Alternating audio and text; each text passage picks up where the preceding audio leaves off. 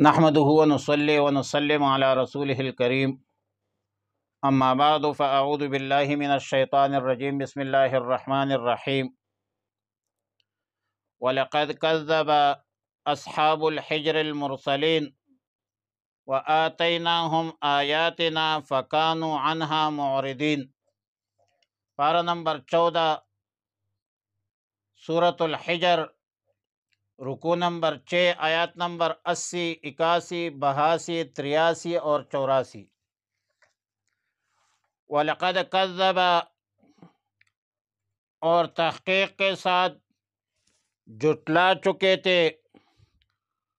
اصحاب الحجر المرسلین، وادی حجر کے رہنے والوں نے رسولوں کو، وَآتَيْنَاهُمْ آیاتنا، اور ہم نے دیے تھے ان کو اپنی نشانیاں، فَكَانُوا عَنْهَا مُعْرِضِينَ، پس وہ تھے ان سے منہ موڑنے والے، وَكَانُوا يَنْحِتُونَ الْجِبَالَ، اور وہ تراشتے تھے پہاڑوں سے، بیوتاً گھر، آمنین امن سے، فَأَخَذَتْهُمُ الصَّيْحَةُ، پس پکڑ لیا اس کو ہیبتناک آواز نے، مصبحین، صبح ہوتی ہی،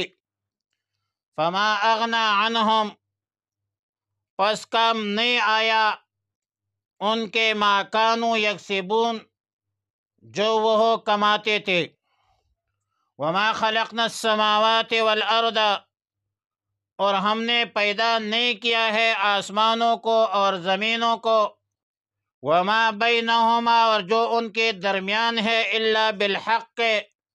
مگر حق کے ساتھ، وان الساعة، اور بے شک قیامت، لآتیۃ، آنے والے ہے، فاصفح الصفح الجمیل، پس آپ درگزر کیجئے، درگزر کرنا اچھی طرح، ان ربک، بے شک تیرا رب، هو الخلاق العلیم، وہ پیدا کرنے والا ہے اور جاننے والا ہے۔ مذکورہ آیتوں میں اصحاب حجر کی تکذیب ہے، تعذیب کا ذکر ہے۔ اصحاب الحجر سے مراد قوم سمود ہے، جو وادی حجر میں رہتے تھے، جسمانی طور پر، معاشی طور پر مضبوط تھے، طاقتور لوگ تھے، پہاڑوں کو تراش کر گھر بناتے تھے، اور سورہ فجر میں ہے، وَثَمُودَ الَّذِينَ جَابُوا الصَّخْرَ بِالْوَادِ وَفِرْعَوْنَ ذِي الْأَوْتَادِ، قوم سمود کے ساتھ تیرے رب نے کیا معاملہ کیا، جنہوں نے وادی میں پتھروں کو کاٹا۔ اور مذکورہ آیتوں میں سورہ حجر میں ہے کہ وَكَانُوا يَنْحِتُونَ مِنَ الْجِبَالِ بُيُوتًا آمِنِينَ، یہ لوگ پہاڑوں کو تراش کر گھر بنا لیتے تھے اور اپنے آپ کو محفوظ اور مامون سمجھتے تھے، لیکن جسمانی طور پر، معاشی طور پر طاقتور اور مضبوط ہونے کے باوجود ان بدبختوں نے اپنے پیغمبر سیدنا صالح علیہ السلام کو جھٹلایا، اور کسی ایک پیغمبر کو جھٹلانے سے تمام پیغمبروں کو جھٹلانا مترادف ہوتا ہے، اور اس لیے وَلَقَدْ كَذَّبَ أَصْحَابُ الْحِجْرِ الْمُرْسَلِينَ، مرسلین جمع کا صیغہ لایا، کیونکہ ایک پیغمبر کی انکار تمام پیغمبروں کے انکار ہے۔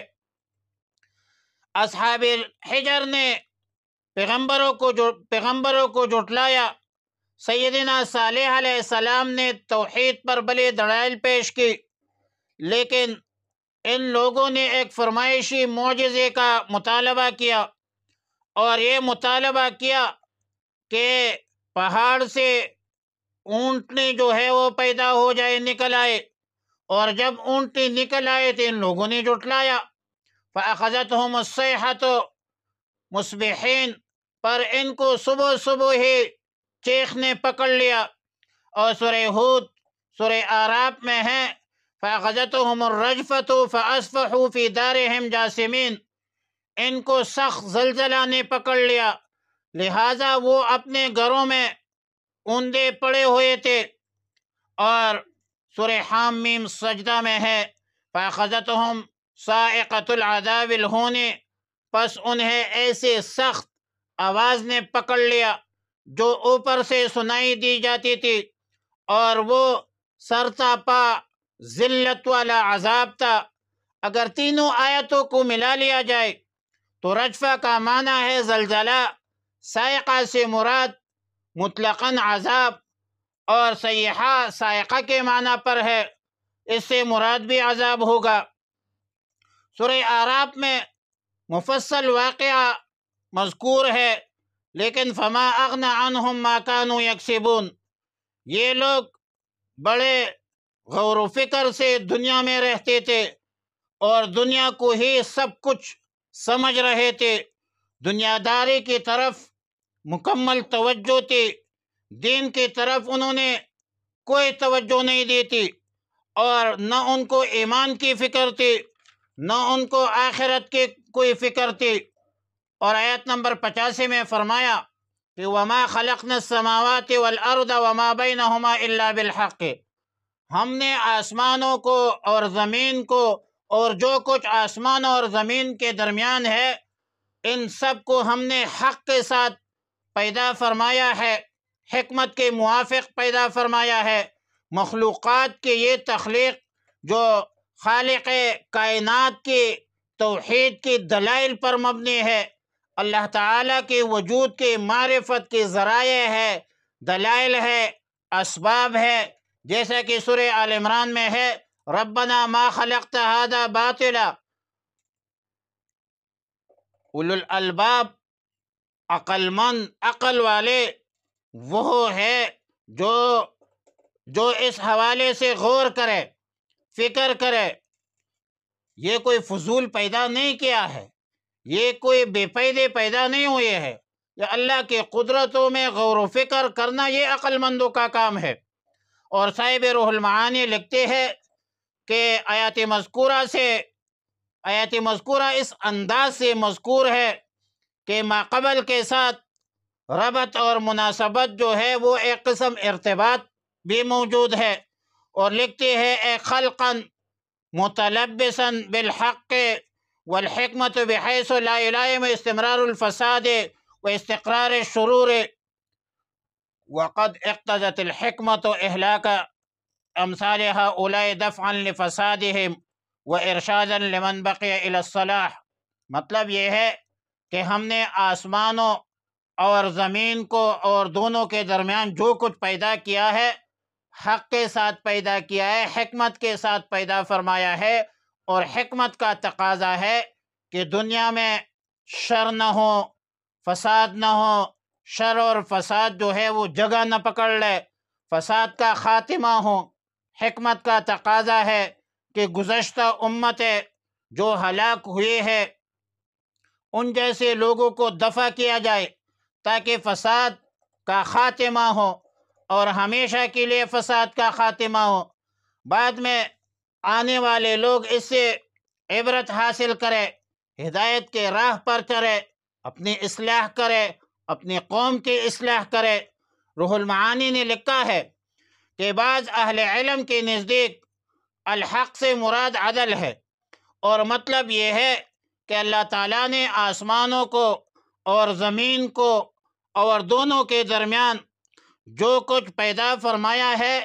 یہ سب کچھ اسی لیے پیدا فرمایا ہے کہ بروز قیامت عدل کے ساتھ،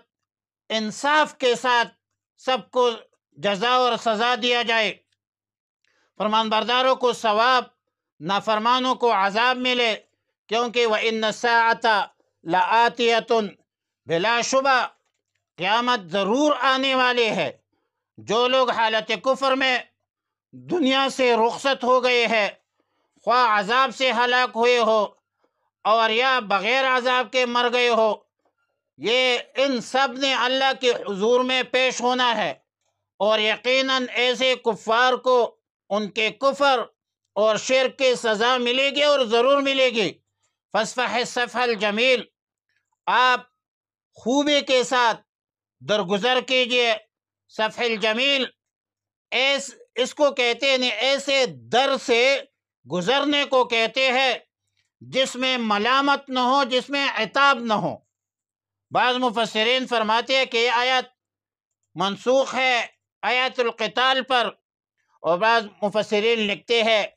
کہ آیات کا مطلب یہ ہے کہ حسن خلق، بردباری اور مدارات کے ساتھ دعوت دینے کا حکم ہے۔ حکمت، موعظت سے، خوش اخلاقی کے ساتھ دعوت دینا مقصود ہے۔ عالم انسانیت کی صلاح اور فلاح کی فکر کرنا یہ مقصود ہے، اور یہ تمام امور احکام الہی ہے۔ یہ تمام اعمال اپنی جگہ پر محمود بھی ہے اور حکم شرعی بھی ہے، لہذا منسوخ ماننے کی ضرورت نہیں ہے۔ ان ربک هو الخلاق العلیم، بلا شبہ آپ کا رب بڑا خالق ہے، بڑا عالم ہے، علم والا ہے، اللہ کو سب کچھ معلوم ہے۔ جو لوگ آپ کی تکذیب کرتے ہیں وہ بھی اللہ کو معلوم ہے، جو لوگ اتباع کرتے ہیں، فرمان برداری کرتے ہیں،